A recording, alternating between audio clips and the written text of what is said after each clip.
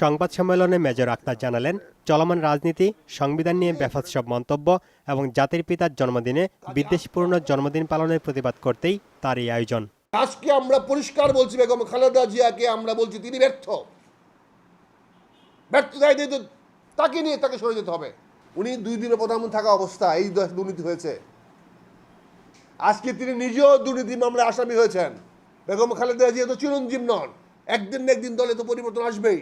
তিনি এ সময় বলেন, সংবিধান ছুঁড়ে ফেলে দিতে চেয়ে গর্হিত অপরাধ করেছেন খালেদা জিয়া। তারেক রহমান ও আরাফাত রহমান কোকুর ভূমিকারও সমালোচনা করেন তিনি। আপনার ছেলে পচে গেছে, আপনি অফিস বন্ধ করেন, না হলে আগামী দিনে আপনি দুর্দিন আসবে। ইনি নমিনেশন দেন পাপিয়াদের মতো এমপিদেরকে। এই পাপিয়াকে আপনারা সবাই চিনেন না? এই ধরনের একটি মহিলা যদি দেশের এমপি হয়ে যায়, তাহলে এমপির আগামী দিনে এই ছুরাছুরি, মারামারি, কাটাকাটি করা ছাড়া এমপিদের তার কোনো কাজ নাই। মেজর আক্তার বলেন, বঙ্গবন্ধু শেখ মুজিবুর রহমান দেশের অহংকার, তাই নিজেদের পরিচয়ের স্বার্থেই তাকে জাতির পিতা হিসেবে মেনে নিতে বিএনপির প্রতি আহ্বান জানান তিনি।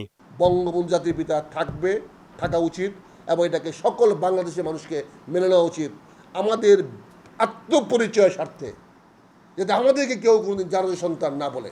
জাতির জনকের শাহাদত দিবসে জন্মদিন পালন করে বাঙালি জাতিকেই অসম্মান করছেন খালেদা জিয়া, এমনটা জানিয়ে মেজর আক্তার বলেন, এবারেও যদি খালেদা জিয়া 15 আগস্ট জন্মদিন পালন করেন তাহলে তার দায়ী তাকেই নিতে হবে। বঙ্গবন্ধু জাতির পিতা ঘোষণা করি।